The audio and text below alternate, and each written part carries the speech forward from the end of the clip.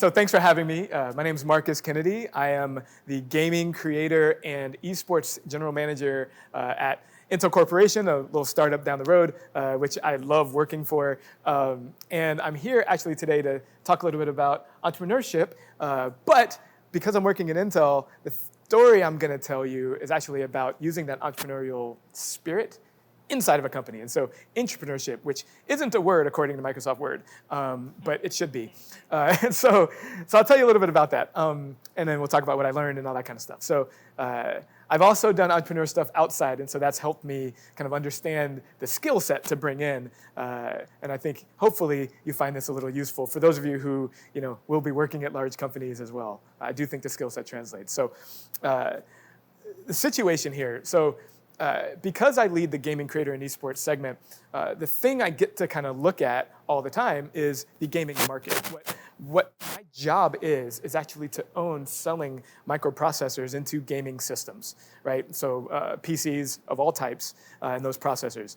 Just to give you a sense of scale, there's 1.4 billion people who play games on PCs, and we sell into them about roughly 300 million processors every 4 or 5 years or so, which is roughly $6 billion of revenue to Intel. That's the business that I run. And have to go drive. So not small potatoes, right? It's a very large industry. But as you've probably seen, maybe in some of the news, if you follow gaming, there's some disruption happening in the gaming industry of playing on stationary computers where you've got compute in there, whether it's a console, whether it's your phone, or whether it's the PC, like what we sell into. And that's called cloud gaming.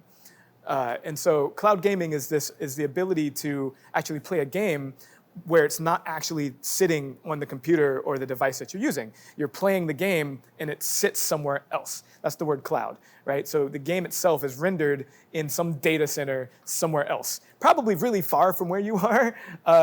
And so that's why it's called cloud gaming, is because the game is actually sitting in the cloud. Now, the reason it's a disruption is because, as I just mentioned to you, 300 million people every 4 or 5 years buy things. 1.4 billion people playing PC games. 2.5 billion people playing games across all those devices. Yeah, I think that's ripe for disruption, right? For a delivery service that doesn't sell compute into that doesn't require devices to be ever more increasing in compute. Now, that's really bad for my job, right? And so we were looking at this like, hey, we got to get ahead of this disruption. And because I work at Intel Corporation, the really cool thing about that is that we do lots of things that go beyond just selling microprocessors into client devices. We also do things in the data center and do things in the network. And we put software across all of those. So I felt like we were actually in a really good position to be able to actually truly have a true end-to-end solution to go get ahead of this disruption, right? As they say, you want to disrupt yourself before you get disrupted, right? And so we started having this conversation. We did market research. We went and understood the problem statement. I am a gamer, and so I learned a lot from just trying all the cloud gaming solutions, whether it was Google Stadia, Amazon Luna, NVIDIA GeForce Now, all the way back to some older things like OnLive, if you've ever heard of OnLive. There are lots of different gaming services out there. Nintendo Online, they do it on the Switch, right? PS Now. So all of these cloud gaming services deliver games directly to your device without actually sitting on the client. So I had all this market data, and what it said was that cloud gaming was going to be a disruption 5 years from now. And 5 years from now, it was going to turn into something close to 5 to 10% of the market. Again, remember the numbers I just gave you, right? $6 billion business. Losing $600 million a year, I mean, that's a big deal, right? If that gets eaten up, right? But for a $6 billion business, at a $70 billion company, it can be hard to convince people that 5 years from now, we need to do something differently today in order to get in front of that disruption in the future. And so what we ended up doing was, I said, okay, I can't convince management right now that this is a problem that we've got to solve right now. So what we're going to do is I'm going to carve out a little bit of my money here, my funding, and I'm just going to go build the solution anyway. We're going to go talk to the publishers. We're going to go figure out what's important to them and build it in a way that they're going to pay for our solution. And then once I have them actually paying, then I'm going to take it back to our executives and say, hey, we've got actual paying customers. Now let's do something differently. And sure enough, it took us about 6 months, which if you're in a large company, is a record speed time for innovation. It was ridiculous how fast we pushed this team.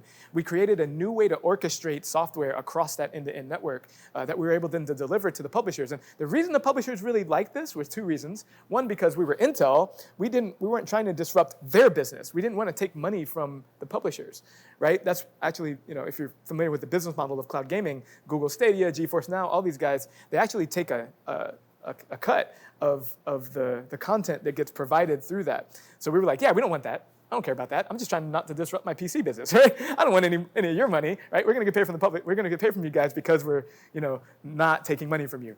They were like, great. And I said, the second is, because we have this true end-to-end technology, we can actually do it at a lower cost than just going to somebody like AWS or Google and just dropping it in their data center and in their cloud to the tune of like 10 times cheaper, right? So cost and revenue benefit to them, they were listening. And so we were able to get in the door. We got them on board. We actually got 3 paying customers within the first year. We delivered that. I took that back to management and said, hey, remember that thing you told me I couldn't do because it was going to cost too much and it was 5 years out and you thought that we had different priorities? Yeah, I did anyway. I'll ask for forgiveness now, but I think you'll be fine because here you go. Here's the revenue that we've got and here's the projection of what we can go do. And it stops the disruption that I don't want for my business. They were like, oh my God, this is awesome, right? You got paying customers, they're paying for this, and they love it, you love it, gamers love it, all this stuff is really cool. 2 thumbs up. One thing I didn't mention, so it was great for the publishers, and they were our paying customers, but for those of you who are in entrepreneurial slant, sometimes your paying customer isn't always the person who's benefiting from what you're delivering. And so in this case, the cloud gaming, the publishers aren't doing it. They're benefiting from the cost and the increased revenue because I'm not taking a cut. But gamers are the ones who need to be happy with the service, right? And so the other thing that we did that I didn't mention before is we made it better. We actually deliver cloud gaming in a way that is better than the current cloud gaming services. So cloud gaming today, because of the fact that the game is so far away from where you are, latency is high, the experience kind of sucks. It can be laggy if you're trying to play something like Counter-Strike, which is one of the games I was professional at, or Smash Brothers Melee, which you just can't do, right? It's really hard, really super hard to make it really good. And so we actually made a cloud gaming experience for gamers that was better in a way that was more cost-effective for the publishers to deliver. And so we started racking up the folks. With that, I got the executives on board, and boom, we've got our innovation. It's launching, and it's actually public now, though, shh, don't tell anybody, because you won't find our name on any of it because we white labeled it. And so the publisher's name is all over it. You will never see anything saying Intel is doing this, but we are. So.